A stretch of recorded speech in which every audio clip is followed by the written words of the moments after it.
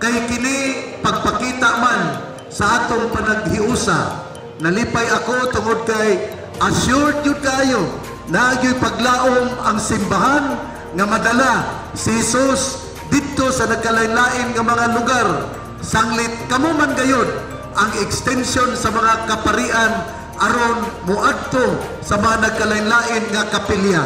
Padayon kamo nining mayong buhat, padayon kamo nining mayong gawi. Atong hinumduman nga ang primerong pagbasa karon niingon nga kita kinahanglan mudasig, kinahanglan nga kita muhatag og inspirasyon in season and out of season.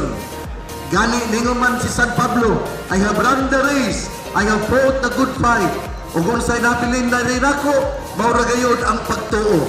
Hukti ang pagtuo, padayon sa atong pagpang-alagad, kay kung kita mo alagad, ang Ginoo nga atong gialagaran malipay ug siya usab mudasig kanato aron kita makaambit sa iyang kalipay ug kita usab makaabot ug makasulod sa gingarian sa langit. Padayon kita sa atong pagkamatinabangon dina sa simbahan, padayon kita sa atong pagpang-alagad.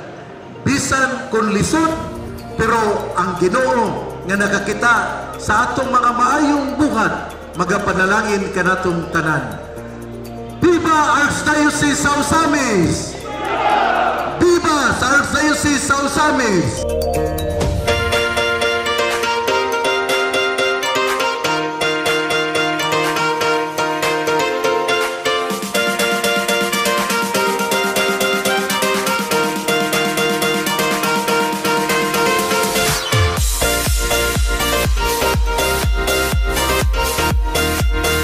Nalipay kayo mi kauban sa itong Arsobispo sa inyong support no, sa ato ang simbahan sa matag parokya o sa matag pare.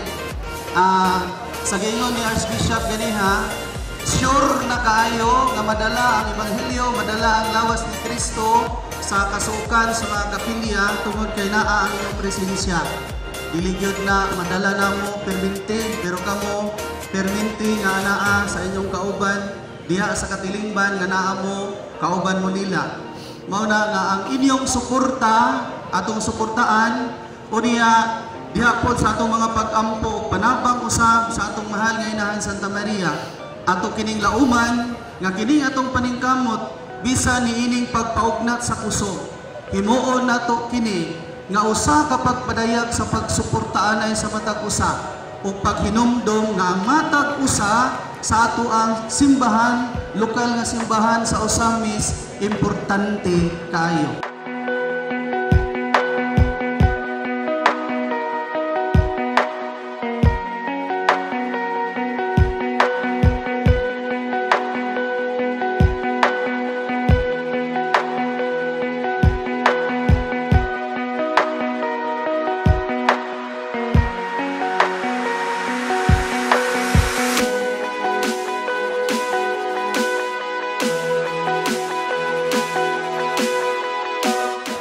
Hereby solemnly swear that I will abide all the rules of the games, that I will respect all calls and decisions of the referees, and game officials, and that I will act all times as a true sportsman, whose desire to win is only second to the love of the game itself. I furtherly solemnly declare that each game is a friendly contest, done in the spirit of camaraderie and true friendship, where we triumph as considerate victors or losers, with grace and determination to stay humble, and preserve sportsmanship.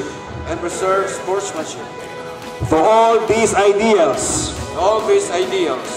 I hereby pledge I hereby pledge my wholehearted cooperation and full commitment. my wholehearted cooperation and full commitment. So help me God. So